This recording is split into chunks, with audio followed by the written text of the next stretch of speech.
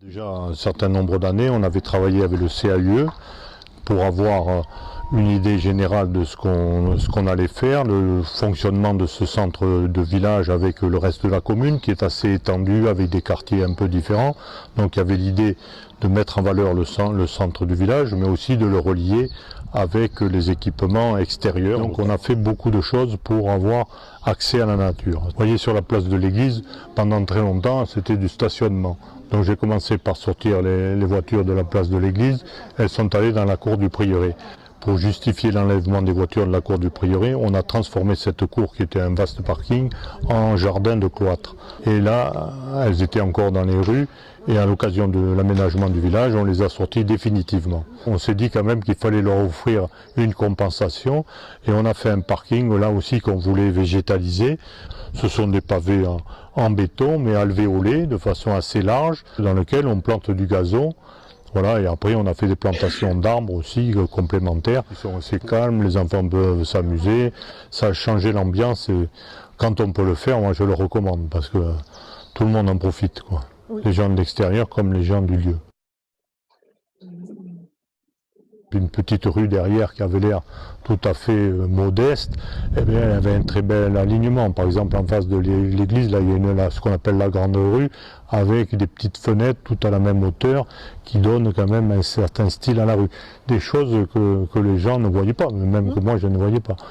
Donc voilà, ça permet toutes ces démarches que les gens s'approprient, voilà, qui fassent passer le paysage, l'environnement qui les accompagne avant des réflexes de confort personnel. On a eu 4 installations de services. Dans le village, il n'y a qu'une ruine qu'on doit réaménager très prochainement avec Domo France et des fonds friches. Oui. On doit faire 3 logements pour apprentis et 2 logements pour personnes âgées.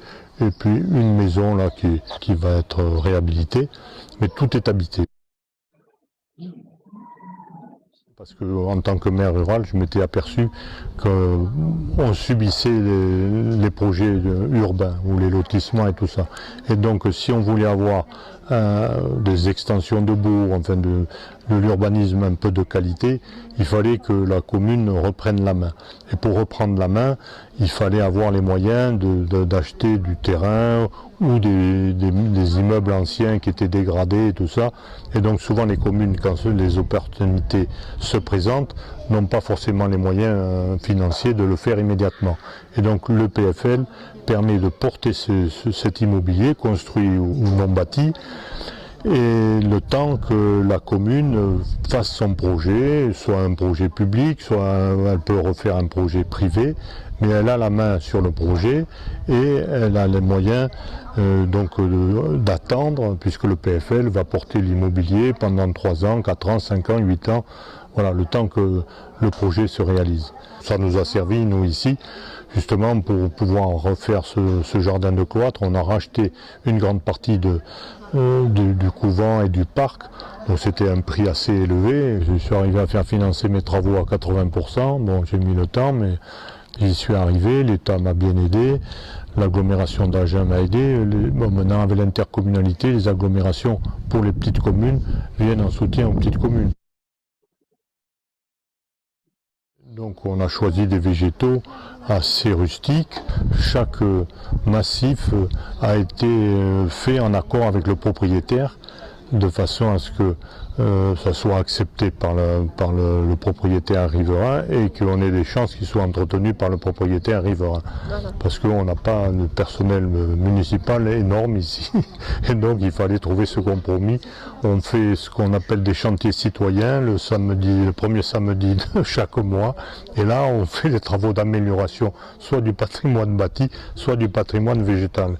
Et donc tout le monde s'y met pour planter et entretenir les végétaux. On est parti toute une journée avec le conseil municipal et avec eux et on a alors visité des lieux pour voir les matériaux. L'idée c'était de retrouver les rues qui étaient à l'époque en cailloux et la place de l'église, comme disait Madame Siriès, de la retrouver à l'époque du romane, c'est-à-dire avec aussi des cailloux. On a essayé de faire quelque chose de complet mais de sobre.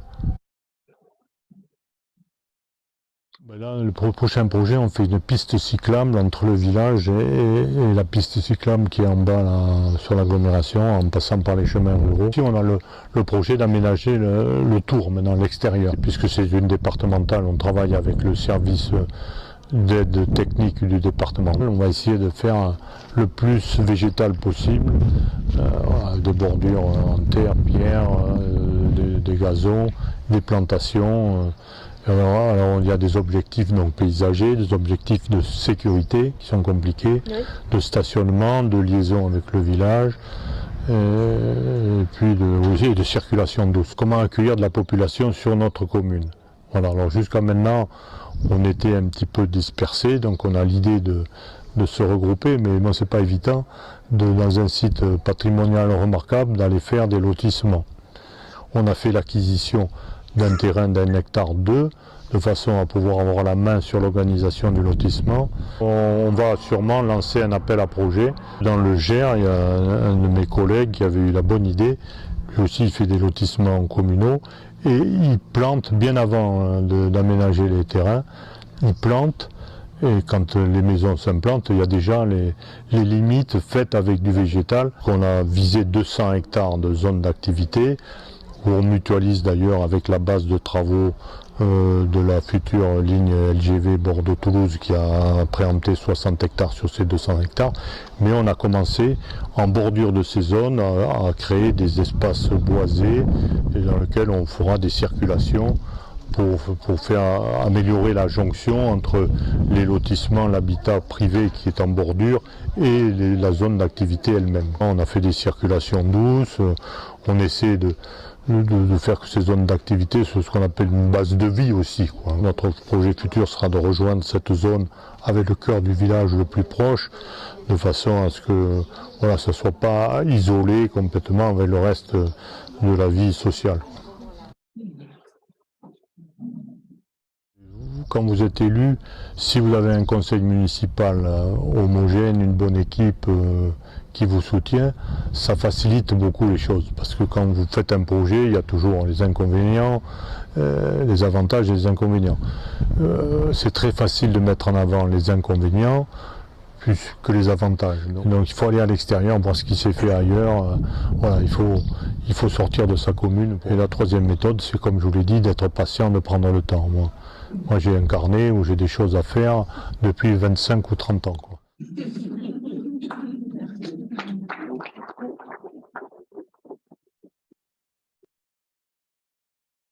Et les images de drone ont été faites par le Conservatoire des espaces naturels. Voilà. Bravo. Mais ça peut être mis sur le site du réseau. Ça peut être mis sur le site du réseau.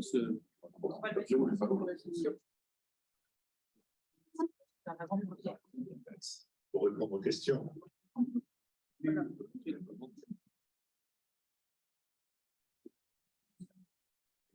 Oui. Alors, la mission a été confiée à la paysagiste et depuis combien de temps? Alors, d'abord, il y a une vingtaine d'années, on avait fait une étude paysagère sur l'ensemble de la commune. Après, on a travaillé sur cet aménagement du village. On a mis du temps. On a travaillé plusieurs fois avec le CAU de Lot-et-Garonne, avec Madame Héra, et pour faire cet aménagement de village. On ne s'est pas pressé, on a donc souhaité avoir une vision globale et comme je l'ai dit, pas que le cœur du village, comment on relie ce village aux autres quartiers et à la commune.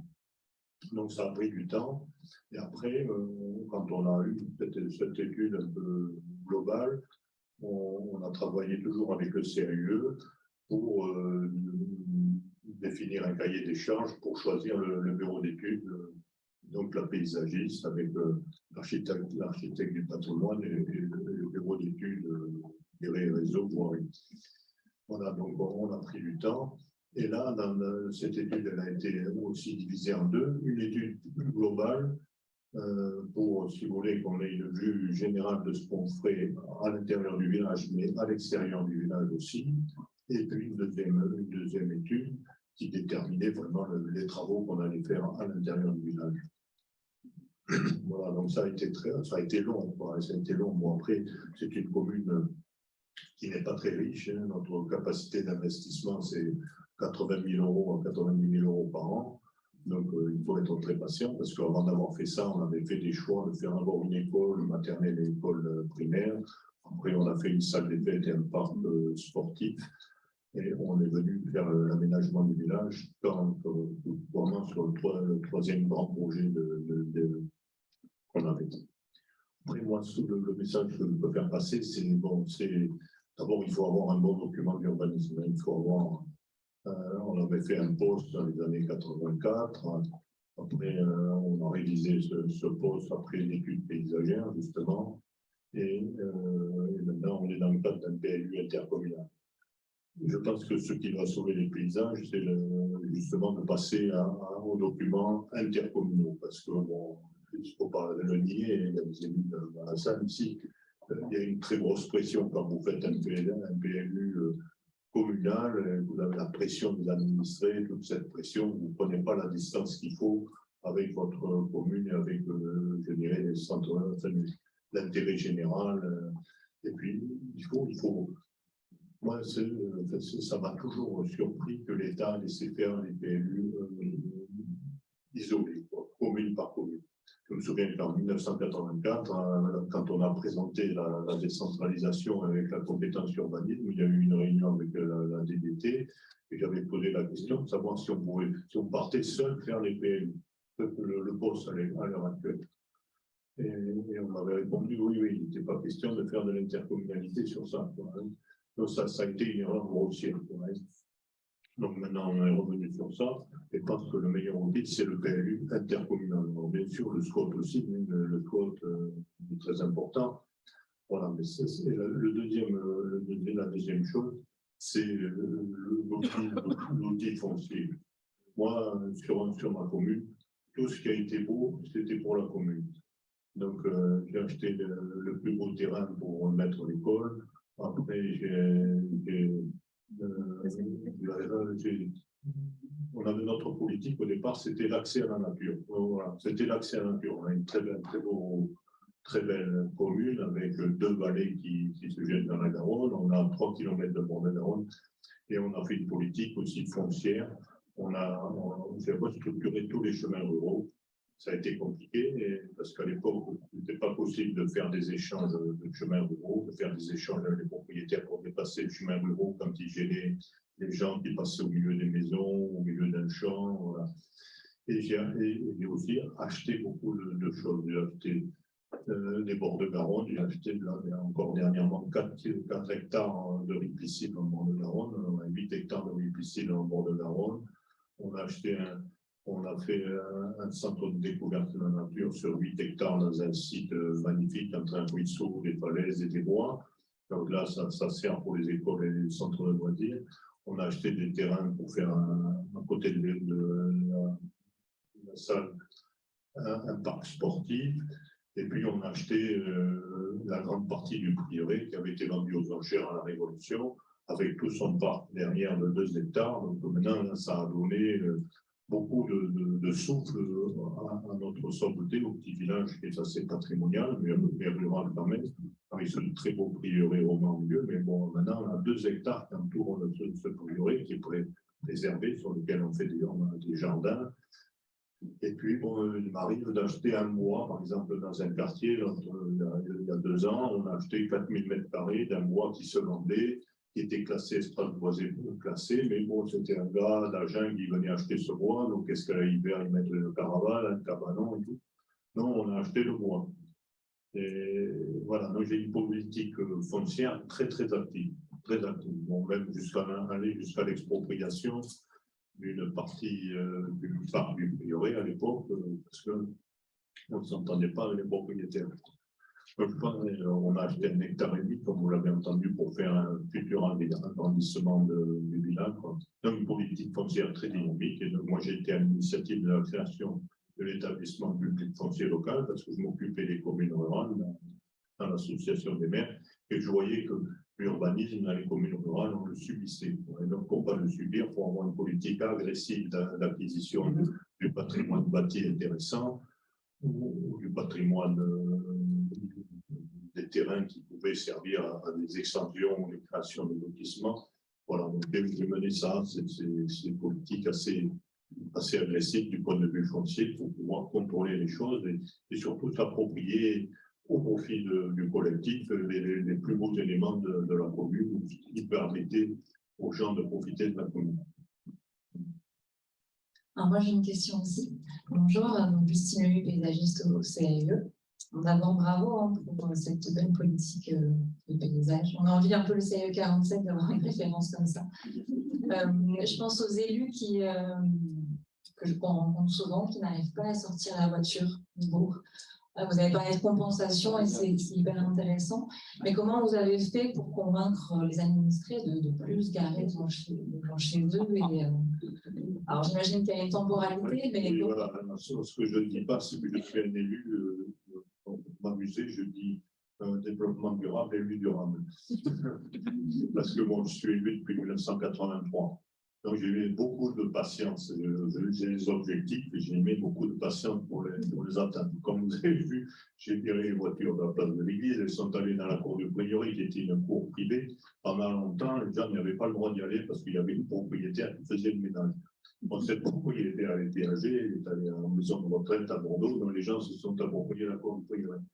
Et donc, pour les sortir de la cour du prieuré, j'ai dit, si je les sors sans raison, ça ne va pas aller. Parce qu'il y avait 60-70 voitures dans la cour du prieuré. Et donc, on a eu l'idée de faire un jardin de pointe. On a fait un très beau jardin de pointe, mais j'y suis arrivé à faire ce jardin de pointe que parce que j'ai acheté une grande partie du prieuré et qu'on s'est retrouvé qu'à 2 propriétaires en co-indivision sur ce jardin sur cette cour du prieuré. Et là, on a passé un accord avec un des propriétaires. Bon, il se trouvait que la femme du propriétaire était dans l'équipe municipale, donc ça facilitait les choses, mais on a fait une convention pour régler le régime de la cour du prieuré et décider de faire ce jardin. Donc du coup, on les a sortis. Et après, donc, on les a sortis du village en faisant l'aménagement du village. Donc chaque fois, on a trouvé un bon prétexte pour le faire.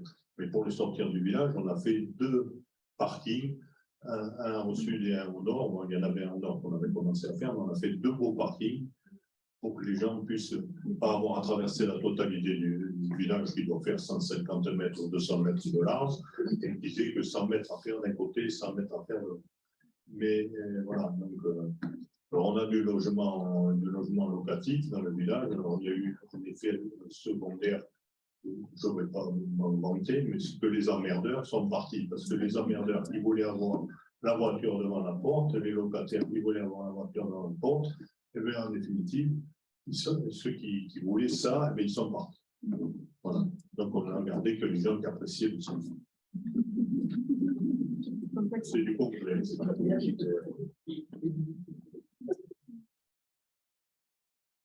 Oui, Jean-Pierre Thiébaut, bravo.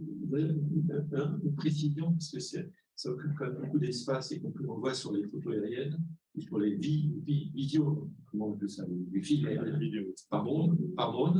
Il y a combien d'agriculteurs sur la commune et qu'est-ce qu'ils font et comment ils contribuent finalement à cette qualité d'espace? Alors ça, c'est mon souci principal. Parce que, si vous voulez, bon, j'allais dire tout à l'heure, je me suis dit, il faut que je le dise, dans tout ce qu'on a dit ce matin, on n'a pas prononcé le mot agriculture. On venait de le prononcer, c'est l'agriculture qui fait le paysage. Moi, dans les années 60, il n'y avait pas un arbre sur ma commune. Pourquoi? Parce que c'était une commune qui était très dense d'un point de vue agricole, et donc tous les espaces qui n'étaient pas cultivés étaient pâturés par ce qu'on appelait les landes, dont les gens avaient des troupeaux et ils mettaient les animaux dans les landes. Donc il y avait très peu de bois. C'était une commune où il y avait beaucoup de vignes. Dans le temps, ça a été ravagé par le phylloxéra, mais on a encore les côtes du Boulon et tout ça. Et toutes ces pentes où il y avait des vignes où il y avait des landes, elles se sont boisées. Si bien que maintenant, sur 1600 hectares de ma commune, j'ai à peu près 600 hectares de bois. Et j'en ai classé, espace boisé classé, 400. Notamment un front qui borde l'agglomération d'Agen, au bord des zones d'activité, si bien que quand vous êtes sur les zones d'activité, vous voyez un front boisé qui est très joli et qui fait le paysage de cette zone d'activité qui n'est pas forcément très, très attractive. Donc on a fait ça, mais le paysage change beaucoup. Mais à l'heure actuelle, bon, comme ce sont des terres de différentes catégories, de mauvaises catégories assez pentues, les agriculteurs ont du mal à vivre. Et le phénomène suivant, c'est que les effets pervers de la PAC, c'est que j'ai quasiment plus que 3 agriculteurs sur place, et des terres sont louées, mais elles sont louées à des agriculteurs de la plaine qui viennent louer les terres chez nous pour faire les 5% de mesures vertes, et du coup, ils ne font rien chez moi. Et donc, c'est tout en friche. Voilà. Alors, ça, c'est un nouveau problème à gérer. Donc, heureusement que j'ai des gens qui sont passionnés par les animaux. Donc, j'ai un centre équestre, un très beau centre équestre. Et donc, j'ai des propriétaires qui s'installent sur des maisons un peu isolées avec des terrains et qui occupent ces terrains avec les chevaux. Donc, ça me laisse des espaces ouverts. Mais mon problème à l'heure actuelle, ça va être de maintenir ces espaces ouverts. Voilà, qui sont un peu grignotés par ces friches et compagnie, qui n'améliorent pas forcément le paysage. Donc, c'est vraiment. Alors, bon, j'ai essayé de soutenir les vignes. On a 2 viticulteurs. Souvent, les vignes, pour faire de bons paysages, ça, c'est parfait. Et donc, l'idée que j'ai là, c'est d'acheter 9 hectares autour du village pour les entretenir, les boiser et éventuellement recéder ou louer des terrains à un viticulteur qui vient s'installer l'année dernière.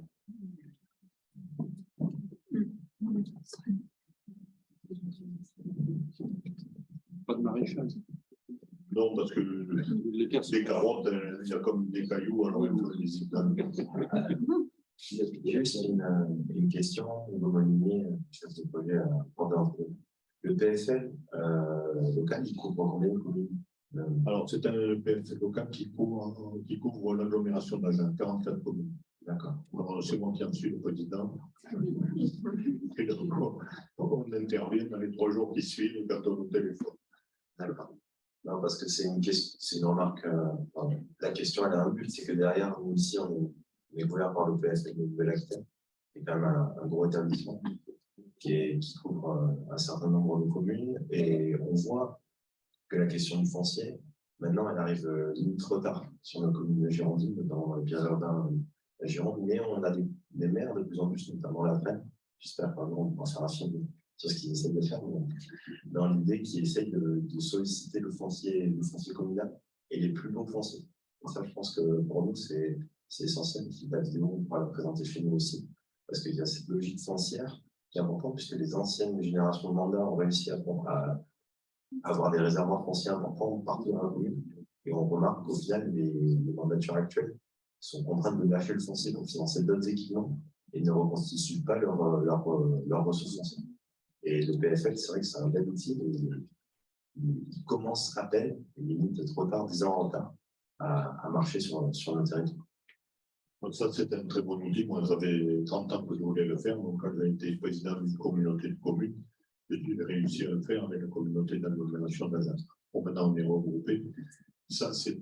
Moi, je vais toujours, je suis allé dans une commune qui est assez dégradée, mais justement, on s'en préoccupe. On a actuellement sur l'agglomération d'Agen un plan paysage. Gère Julie de Roy. Et donc, on est allé sur une commune, et là, en discutant, tout ça, je leur ai dit, mais il faut être actif, tout ça, parce que la commune est assez dispersée, il faut faire du lien. Ils s'ont vendu une maison avec un grand parc qui faisait 1 hectare, qui était quasiment au milieu du bourg. Donc, les gars, ils n'ont pas osé agir, parce que bon, ils n'avaient pas trop les moyens, c'était une commune un peu en difficulté financière, mais ils ont dit, mais vous nous auriez averti, on aurait acheté l'ensemble, et puis on aurait revendu la maison. On n'avait pas besoin de garder la maison. La maison n'avait aucun intérêt pour la commune. Par contre, l'hectare qui était en plein centre permettait de relier les quartiers. Il y avait des différents quartiers intéressants comme ça, mais pas du tout reliés parce qu'on est avec une ancienne nationale au milieu. Et voilà, donc vous voyez, donc, on sera allé un peu les voir plus tôt, peut-être qu'on l'aurait fait. Et ça, alors le problème, pour moi ça va parce que j'ai 39 ans d'ancienneté. Les nouveaux élus, il faut savoir que quand vous êtes élu, vous débarquez, vous ne savez pas ce qui vous tombe sur la tête. Et vous en prenez de partout, quoi. Et donc les gens ont du mal à s'approprier des outils. La formation se fait sur le temps, elle se fait par le fait d'aller dans les réunions d'intercommunalité, d'aller voir ce qui se fait ailleurs. Donc, il ne faut pas hésiter, je pense, donc il y avait des missions à faire d'aller d'être très pratique, d'aller sur place comme vous l'avez fait là, de montrer aux gens ce qui se fait de bien et de discuter entre eux, parce que là, c'est une formation qui se fait sur le temps, un peu, je dirais primaire, mais en fait, il est efficace. Et il faut se rendre compte que les nouvelles équipes, quand elles arrivent, elles sont vraiment... Bon, les gars, ils ont plein d'idées, ils donnent comme ça sur le cahier ou sur le programme électoral, puis quand ils arrivent et qu'ils voient le budget 80 000 € pour faire quelque chose dans l'année, quand vous avez la toiture de l'église, les chemins embouchés et tout le reste, donc, si vous n'êtes pas un peu armé pour aller chercher les subventions ailleurs, c'est compliqué. Donc, on a besoin d'aide dans les communes énormément. Donc, le CAE, c'est un des premiers outils. Il y en a d'autres, le PFL, les services de l'intercommunalité. Alors, il y a des intercommunalités qui sont plus ou moins en soutien aux communes. Ça change d'une intercommunalité à l'autre. Ça change énormément. Il y a des intercommunalités où il n'y a pas de maîtrise d'œuvre, d'autres où il y en a. On a des questions du chat. Pas du chat, non, c'est une question de Cyril Devino de la région de Nouvelle-Aquitaine. Oui, monsieur là, je voulais vous demander, là, vous avez parlé de ce que vous avez fait. Je crois qu'il y a un projet de lotissement sur votre commune, oui, en plus de la zone artisanale. Vous êtes aussi en logique de préverdissement. Est-ce que vous avez un cahier des charges particulier pour l'aménagement de votre... Non, alors justement, j'avais demandé des subventions à la région pour faire une étude. Un historique de santé. Ça ne serait pas possible. C'est pour ça que je la repose. Parce que, si vous voulez, ce terrain qu'on a acheté il y a 7 ou 8 ans, il fait 1,5 hectare, donc il est très proche du bourg et de l'école. Et on peut l'organiser, il faut l'organiser avec d'autres terrains privés qui sont encore plus proches du bourg, qui sont très intéressants, qui sont très bien passés. Donc, on voudrait faire une étude d'ensemble d'urbanisme pour voir comment on construit, ou c'est qu'on construit groupé, peut-être un petit peu de petit collectif, enfin bon. Et donc, on veut lancer une étude urbaine avant de se lancer dans le lotissement lui-même. On veut définir ce quartier et après définir en même temps l'organisation de ce lotissement. Donc, on va lancer, donc ça c'est Madame Mirard qui m'a appris à faire ça. On fait des consultations. Chaque fois qu'on a fait un ouvrage, on fait des non, comment on appelle ça, un cahier des charges, après. Oui, non, on appelle cahier des charges, mais on demande à des architectes ou à des bureaux d'études un espèce de concours. Voilà, c'est ça. Voilà, un concours, et on voit, donc on leur demande des projets, on rémunère cet avant-projet, ou cette esquisse et tout ça. Et ça nous permet de ne pas se tromper, parce que vous savez que quand on part avec un architecte, un paysagiste, bon, ils ont leur style, bon, si vous n'êtes pas d'accord avec leur style, c'est compliqué après, pour les faire évoluer.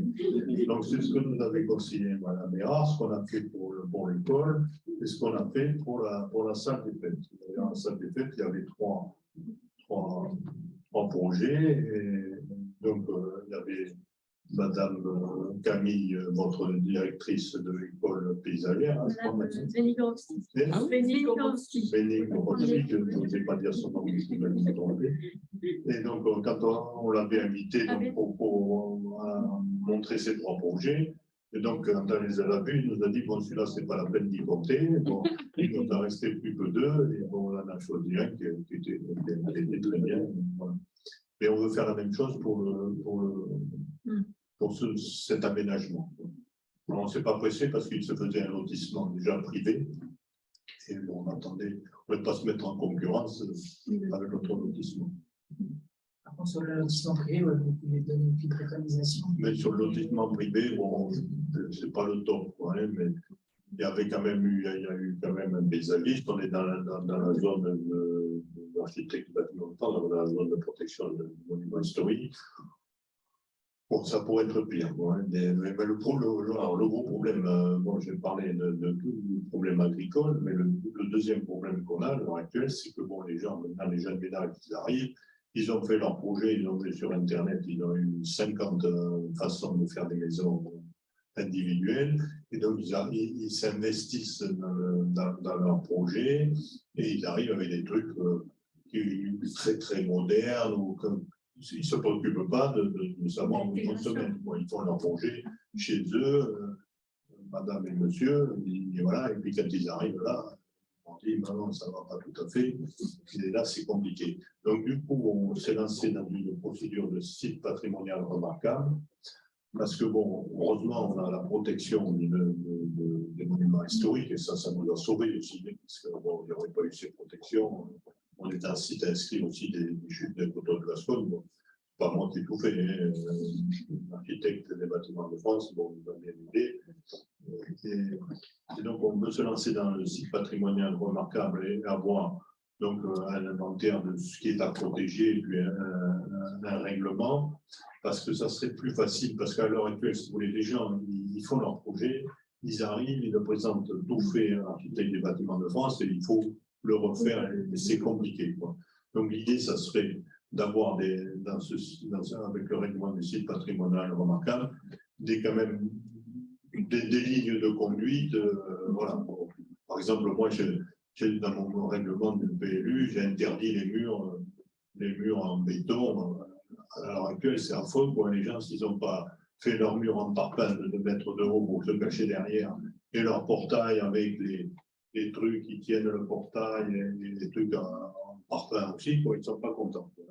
Ça, c'est une plaie, quoi, dans le paysage. Merci. Du côté extérieur. Ils vous mettent un truc pour protéger les poubelles, c'est protéger le truc chez eux, et les poubelles, on les voit dans la rue, quoi. On ne vous demande pas une déclaration préalable pour faire ça. Hein.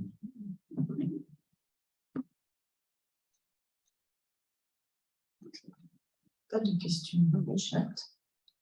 Je m'adresse aux gens qui sont visibles. Il n'y a pas de réaction nouvelle dans le chat. Et puis, puisque la question a été posée, on aura tous accès depuis le site internet du réseau Paysage Nouvelle-Aquitaine à l'ensemble des ressources de ce matin, donc les diaporamas, les présentations, et puis la vidéo notamment. Voilà.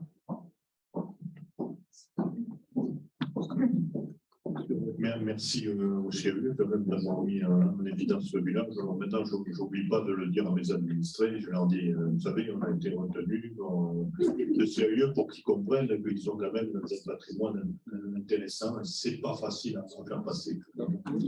On vous a envoyé le film, vous pouvez le montrer lors d'un conseil. Je vais recevoir les nouveaux habitants, je vais leur montrer la film. Avec aussi. Excusez-moi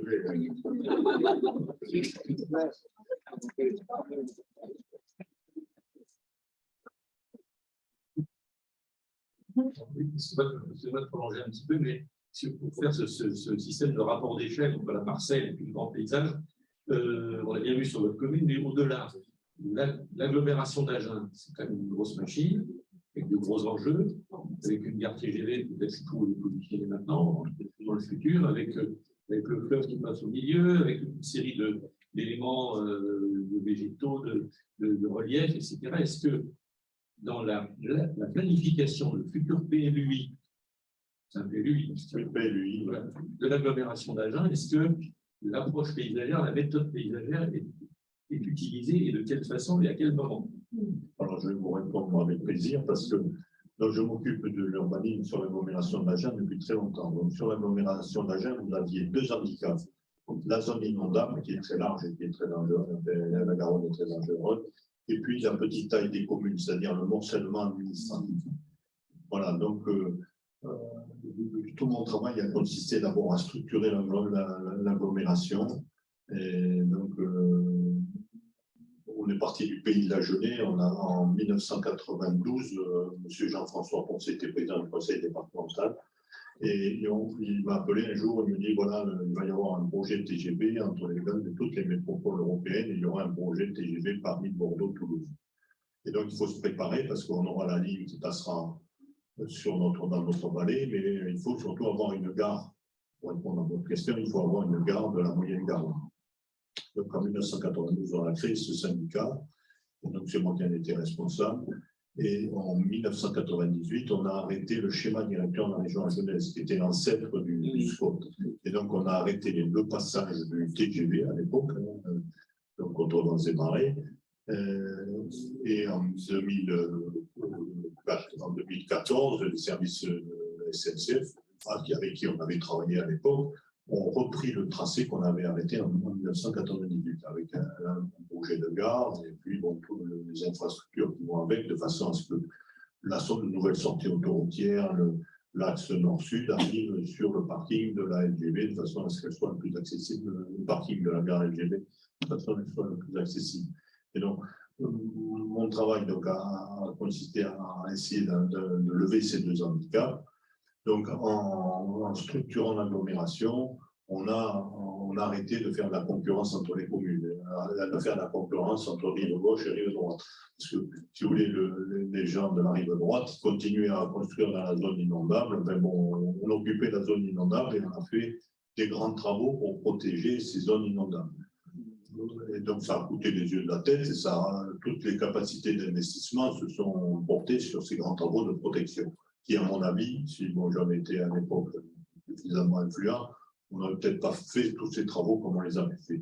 On les a fait évoluer à un moment donné, quand même, on a laissé une grande zone d'expansion des crues. Il y a eu une évolution qui s'est faite, heureusement, inutilement, parce qu'on avait prévu de faire tout le tour de la Garonne, bon, la Garonne.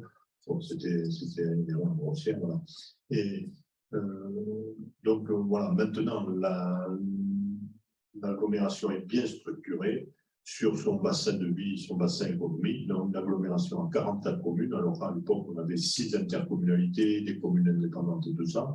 Et à partir de là, on a pu bien travailler. C'est-à-dire qu'on a refait un SCOT en 2014 et on a refait un PLU intercommunal.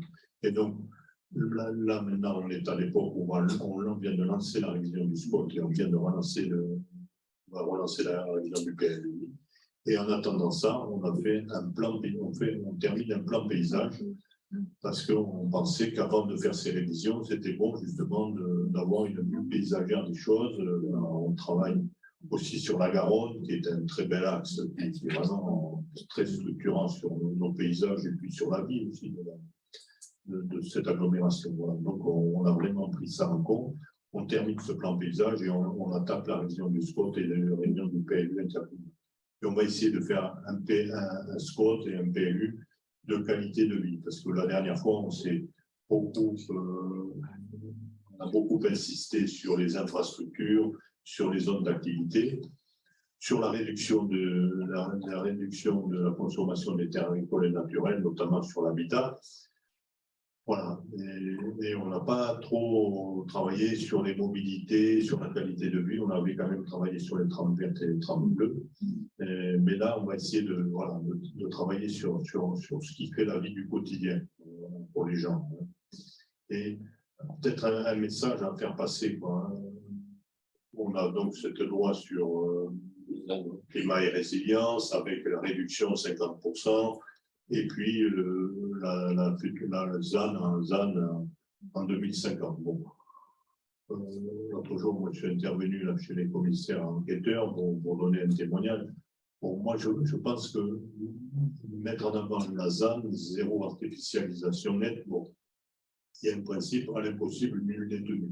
On sait que ça n'existe pas, ce principe, il n'existera pas. Et donc, ce que je vois déjà, c'est qu'on essaie de tourner tout ça, d'aller trouver des instruments pour tourner cet objectif qui est inatteignable. Et cet objectif, il parasite les discussions quand on fait des révisions de SCOT ou la révision de PLU. Moi, je vais voir les maires, je leur dis pas, je leur dis, vous allez respecter les zones naturelles agricoles. Mais je leur dis, faites votre projet de village, votre projet de commune, et nous, sur l'aglo, on fait notre projet d'agglomération. On ne va pas raisonner pour dire on va faire 50% de moins. Bon, on aura ça dans l'objectif derrière la tête. Mais moi, je vois la dernière fois, ça a été un travers. On a travaillé avec les services de DDT. On était là à calculer. Julie Laurent était là pour témoigner. C'était ma collaboratrice principale. Alors, on faisait ma telle commune, elle a fait moins 46, donc on a fait moins 30 et tout. On ne s'est pas occupé de l'emplacement de l'habitat, des mobilités, tout ça. Par exemple, aussi, on ne s'occupe pas nous, on est en zone inondable, les services de l'État, ils ont leur PPRI, et puis ils ne regardent pas autre chose. Et puis ils nous disent densifier les centres-villes. Si vous voulez densifier le centre-ville d'Agen ou le centre-ville du passage d'Agen, qui est la commune de 10 000 habitants qui jouxte la ville d'Agen, les deux villes, il y en a la moitié du territoire qui est en zone inondable. Donc, si vous ne joignez pas l'architecture à ces principes de protection, que je partage totalement, mais il faut les marier, il faut les harmoniser avec des principes architecturaux. Autrement, vous nous donnez des injonctions contradictoires, c'est-à-dire vous nous interdisez de construire en centre-ville ou de réaménager des quartiers qui ont été délaissés d'ailleurs, puisque ça entraîne des friches de quartier. Et puis d'un autre côté, vous nous dites qu'il faut économiser les zones agricoles et naturelles. Voilà. Donc moi, ce que je reproche au service de l'État, c'est pas que les fonctionnaires ne fassent pas leur boulot, c'est qu'ils le fassent trop bien, chacun dans leur plutôt d'ordre, dans leur ligne de course. Et à un moment donné, il faut harmoniser tout ça, et il faut donner du corps à tout ça, dans un projet de territoire, dans un projet communal. Voilà. Et ça, c'est très compliqué. Mais voilà, on attend des services de l'État, on attend de l'ADREAL, on attend du CAE ce travail où on arrive à faire des choses multidisciplinaires pour arriver à de bons résultats. Et moi, ce que j'ai regretté la dernière fois, c'est qu'on s'est un peu trop omnubilé sur ces consommations et pas voir le fonctionnement de l'agglomération. Le projet de fonctionnement, c'est le fonctionnement. Moi, je vois, je me gendarme sur les zones où on fait des lotissements pour social ou du lotissement collectif. Si on n'a pas la mobilité et le transport public à côté, il ne faut pas en faire. On continue à faire des lotissements à 10 km d'Agen pour mettre du lotissement. Voilà. Dernièrement, on a préempté justement avec le PFL un terrain à la demande de la commune pour éviter ça dans un lieu qui n'était pas destiné à faire du logement, mais on avait encore un opérateur plutôt, un opérateur HLM ou un opérateur social qui allait faire du lotissement à un endroit où il n'y a pas un boulanger, il n'y a pas un transport collectif, il n'y a rien. Voilà. Donc, c'est surtout ça qu'il faut voir. Bon, après, la consommation des terres naturelles et agricoles, bien sûr, il faut y veiller. Je pense que ce truc zéro artificialisation nette, ça a foutu le feu dans les communes. On sait que c'est inatteignable. Donc, on commence à me dire, bon, mais vous comprenez, si on fait ceci, si on remet des arbres à terre, donc on pourrait avoir plus de terrain. Bon. Mais le terme n'est pas bon. Hein. Le terme zéro, c'est, comme vous dites, ça n'existe pas. Ouais, voilà. Donc en fait, je pense que c'est la sobriété foncière qu'on vise. Voilà, c'est la sobriété foncière. Les zéros. Voilà, moi, surtout, dans le Lot-et-Garonne, on a des capacités à réinvestir le bâti existant qui est très important, qui est souvent très beau. Mais bon, moi je dis, je suis juriste, donc je sais ce que c'est que la réglementation et les lois. c'est pas avec les lois que vous faites changer les gens. On veut faire le bonheur des gens avec les lois et les règlements. Bon, on ne va jamais y arriver, quoi, hein. Par contre, si vous faites un aménagement de ville avec des espaces naturels, des zones piétonnières, du beau bâti, en fait, si vous rénovez tout ça, et que vous avez une gare et que vous faites bon vivre dans la ville, et bien les gens, ils vont, au lieu de venir chez moi pour faire leur maison avec la piscine et le garage et compagnie, et ils vont rester à Agen. Ça commence à se passer. On voit bien un retour vers les centres-villes, des jeunes, hein, je vois beaucoup de jeunes ménages, ils ne sont pas comme nous, parce que nous, on était des populations très rurales, on avait toujours un grand-père, un oncle, et si on n'avait pas 2000 mètres carrés autour de la maison pour mettre les plantes, greffer et compagnie, ramasser les fruits, on n'était pas dans notre élément. Bon, je pense que les jeunes actuels qui sont beaucoup plus urbains retourneront plus facilement en ville que nos générations. Donc, il faut donner envie. Donc, à Agen, le meilleur truc qu'ils ont fait pour le centre-ville d'Agen, c'est un parc qui s'appelle Passeline, qui est juste à la sortie d'Agen, qui fait 60 hectares, 30 hectares de plan d'eau, 30 hectares de promenade, en fait, de parc. Et ça, je pense que c'est le meilleur outil pour le centre-ville d'Agen. Il faut maintenant y accéder. C'est sur la commune de Boué. On a un collègue adjoint à Boué et qui a accepté qu'on fasse ça. Et voilà, mais en fait, vous avez participé, vous auriez pu vous opposer. Ça a été un très bon outil. Voilà. Bon, je pourrais vous en parler dans le musée. Et on va pouvoir continuer à en parler. On va pouvoir continuer à en parler puisqu'on a une collation qui nous attend à l'extérieur. Et je vous remercie encore, vous, monsieur Tarbonnet, d'avoir d'être venu. D'avoir fait ce beau document parce que je ne pensais pas avoir tout un peu de